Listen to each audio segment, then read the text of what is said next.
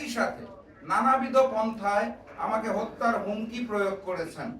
জুলাই গণঅভ্যুত্থান পরবর্তী বাংলাদেশে বাক স্বাধীনতার এত চমৎকার উদাহরণ আমরা কেউই আশা করি নাই। আমি অত্যন্ত বিনয়ের সাথে বিএনপি সমর্থকদের বলতে চাই, জুলাই গণঅভ্যুত্থানে আমার জুলাইয়ের 19 তারিখে মৃত্যু হতে পারত।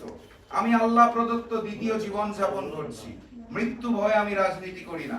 মহান রাব্বুল আলামিন যেদিন যে সময় আমার মৃত্যু নির্ধারণ করেছে তার 1 সেকেন্ড আগে অথবা 1 সেকেন্ড পরে আমার মৃত্যু হবে না। 3 নম্বর পয়েন্ট, রাজনীতির সাথে সংযুক্ত না থাকার পরেও শুধুমাত্র আমার সহধর্মিণী হওয়ার অপরাধে সোশ্যাল মিডিয়ায় আমার সহধর্মিণীর ফোন নাম্বার ছড়িয়ে দেওয়া হয়েছে।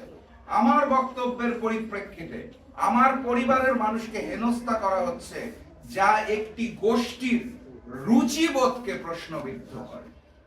4 নাম্বার, আমার বিরুদ্ধে প্রতিবাদ করতে যে আমার মরহুম দাদা পাকিস্তান আমলের স্পিকার মুসলিম লীগ নেতা গমিরুদ্দিন প্রধানকে রাজাকার বলা হচ্ছে, অথচ বিগত আওয়ামী লীগ বিএনপি সহ কোন সরকারের আমলে গমিরুদ্দিন প্রধানের নামে এই ধরনের অপবাদ কেউ কখনো দেয় নাই। নতুন বাংলাদেশে নতুন অপবাদ পাওয়া গেছে। 5 নাম্বার, আমার বিরুদ্ধে প্রতিবাদ করতে যে আমার মরহুম পিতা জাসপা প্রতিষ্ঠাতা সভাপতি শফিউল আলম প্রধানকেও রাজাকার বলা হচ্ছে, অথচ ইতিহাস বলে শফিউল আলম প্রধান 71 সালের 23শে মার্চ পরাধীন বাংলার দিনাজপুরে পাকিস্তানের পতাকা নামিয়ে স্বাধীন বাংলার পতাকা উত্তোলন করেছিলেন। তিনি একজন বীর মুক্তিযোদ্ধা ছিলেন। একজন বীর মুক্তিযোদ্ধাকে এই নতুন বাংলাদেশে রাজাকার বানানোর এই মিথ্যা চক্রান্ত নিন্দনীয় কাজ।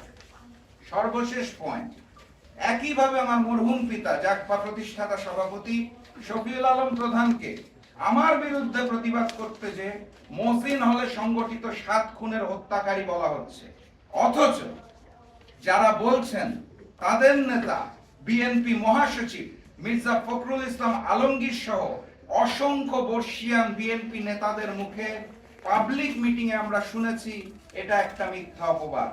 তৎকালীন ক্ষমতাসীন আওয়ামী লীগের 64 জন দুর্নীতিবাজের নামের তালিকা প্রকাশের 1 সপ্তাহের মধ্যে 7 খুন সংগঠিত হয় এবং শফিউল আলম প্রধানকে আসামি করা হয় মুজিব সরকারের নির্দেশে। শফিউল আলম প্রধান সে সময় ছাত্রলীগের কেন্দ্রীয় সাধারণ সম্পাদক ছিলেন আর সভাপতি ছিলেন বর্তমান বিএনপি সরকারের সাংসদ মনিরুল হক চৌধুরী। আমি বিএনপি সমর্থকদের বিনয়ের সাথে অনুরোধ করব, আমার মরহুম পিতাকে আওয়ামী কায়দায় খুনি বলার আগে আপনাদের নেতা মনিরুল হক চৌধুরীর কাছে প্রকৃত ঘটনাটি সম্পর্কে অবগত হওয়ার জন্য। ওনাকে খুনি বলাটা তো শহীদ প্রেসিডেন্ট জিয়াউর রহমানের সিদ্ধান্তকে অসম্মান করা। প্রিয় সাংবাদিক বৃন্দ, আমি আপনাদের মাধ্যমে বাংলাদেশের প্রতিটি নাগরিককে জুলাই গণঅভ্যুত্থান পরবর্তী বাংলাদেশের সুস্থ ধারার রাজনীতি সমর্থন করার আহ্বান জানাচ্ছি। প্রকৃত স্বাধীনতা, প্রকৃত সার্বভৌমত্ব, প্রকৃত গণতন্ত্র, প্রকৃত বাক স্বাধীনতা ও প্রকৃত মানবাধিকারের প্রত্যাশায় আমি আজকের মতো শেষ করছি। বিজয়ের পথে যাত্রা শুরু, জীবন অথবা মৃত্যু। আসসালামু আলাইকুম।